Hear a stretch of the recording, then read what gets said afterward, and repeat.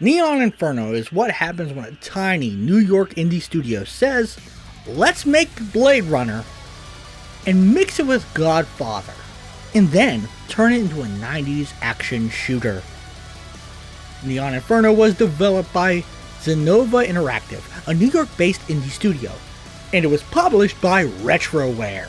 Siri Kanakahala, the creative director and founder of Zenovia Interactive, as a finance engineer at a major firm and previously researched AI at a university, but instead wanted to make retro-style games with a small team. That, while I couldn't find an exact number, has to be at least under 30 people. And that's if you include all the odd jobs like pixel artist, cinematic artist, music artist, stuff like that.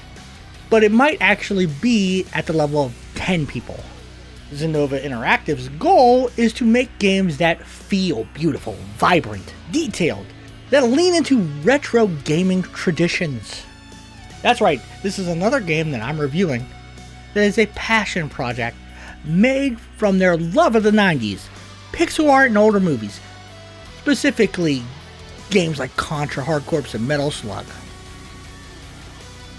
In Neon Inferno, you play as Angelo Morano and Mariana Vitti, two highly skilled assassins for the family, an American crime syndicate. What they actually are the last remnants of the Italian and Irish mob. This is a timeline where they're using their talents to clean up the streets, killing off Yakuza and corrupt cops. That's how bad it has gotten in New York City. Actually, if you watch certain channels, you'll be able to tell that this is probably a better future than what's happening in New York right now. Each mission involves you taking out high priority targets and destroying these evil organizations by cutting off their heads to save the future of future New York. I love the visuals. The art, while not animated per se, is just gorgeous to look at. I mean, look at these character models. And that's not just because I'm a degenerate simp. I mean, even the dude looks sick. And the art actually helps with the gameplay, because within a moment's notice, you'll know what problem you're encountering instantly. Is that an NYPD super soldier or a Yakuza grunt? That's even more important because they are at war with each other, and sometimes you have to use one to help you with the other. And yes, it's a side-scroller, but level design is still peak. One level you'll be riding future motorcycles down the street while fighting giant robots. Kind of like Contra Hardcore, one of this game's many, many inspirations. But there's also levels where you're traveling up a skyscraper, fighting your way through the New York version of Arasaka Towers. Except this game has a bit of a happier ending. The diversity of the levels is amazing for a game that takes place in a single city, with locations that become war zones, where the NYPD and the Yakuza start a war in the city, and they're bringing in heavy duty equipment, tanks, Gatling guns, mechs, and even drone support. This is what happens when you combine the aesthetics of Blade Runner with The Godfather. You get the world of Neon Inferno. Neon Inferno is an action shoot-'em-up side-scroller with multi-dimensional shooting, meaning you can shoot people in the background and foreground, while still fighting enemies from left to right. There are a few side-scrollers that actually genuinely make you feel like you're being surrounded. On the hardest levels and difficulties, this becomes a bullet hell where you're literally attacked from all angles. But it's not as difficult as you would think. Well, actually it kind of is, but we'll get to that. You have options. You have a knife that can attack and parry bullets back at your enemies, doing double damage. If you do this right, you can even aim your reflected shots into the foreground and background to hit enemies, doing significant damage. If there was a game you wanted to compare this to, I would say it's a significantly more difficult Wild Guns Reloaded. And I'm all for that. That's why I downloaded this game in the first place. The thing is, it has a little bit more depth. As I mentioned before, the factions are at war with each other. This is something you can utilize. There are mini-bosses throughout the level that fight the other mini-bosses. So you can pick and choose which one's your bigger problem to deal with. So when, let's say, a Yakuza with a Gatling gun starts firing on you, sometimes the police will take them out for you. Then you have to fight the police by yourself. There's a level that takes place in a New York City penthouse, where you're fighting the Yakuza before the NYPD start breaking in. Then the Yakuza decide to help you fight the police because they're a way bigger problem. Cause drone strikes and giant mechs are burning the building down. That's a bigger issue. This one single aspect adds so many layers to the genre, where usually you just hold the shoot button down and walk left to right. You can't do that. You might shoot a potential ally in the face.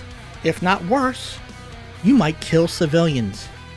You lose money by killing civilians, and if the enemy kills them, that still counts as you getting civilians killed. I had to strategically protect the normies from getting their heads blown off, because I wanted to get paid for these assassinations. And you want that money, because you can go to the store and purchase weaponry. You got homing shots, machine guns, a laser knife that parries attacks from long range, a shield. And you want these weapons because this game is tough. The thing is, this game does difficulty the right way. Recently I've been playing a lot of games like the new Ninja Gaiden, where it's difficult but not punishing. This does both. It punishes you and is difficult. You have 3 difficulties, and an arcade mode, and these difficulties matter. It's not just health and damage that are affected by the difficulty changes. They even have different attack patterns and skills that they use depending on the difficulty, and arcade mode adds another wrinkle. You have 1 life and you can't die. I tried this and, well, look, better gamers than me are going to have to do this.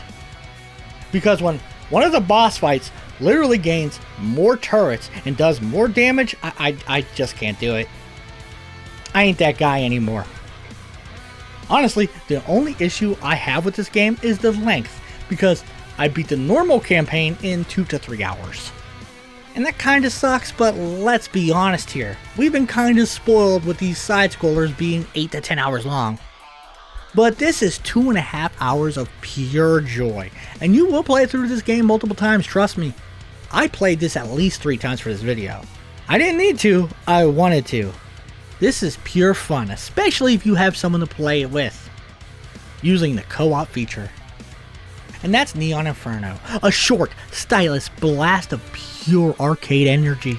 It's the kind of game that reminds you why people fell in love with pixel art action shoot 'em ups in the first place. Tight controls, gorgeous sprites, and 0 wasted time.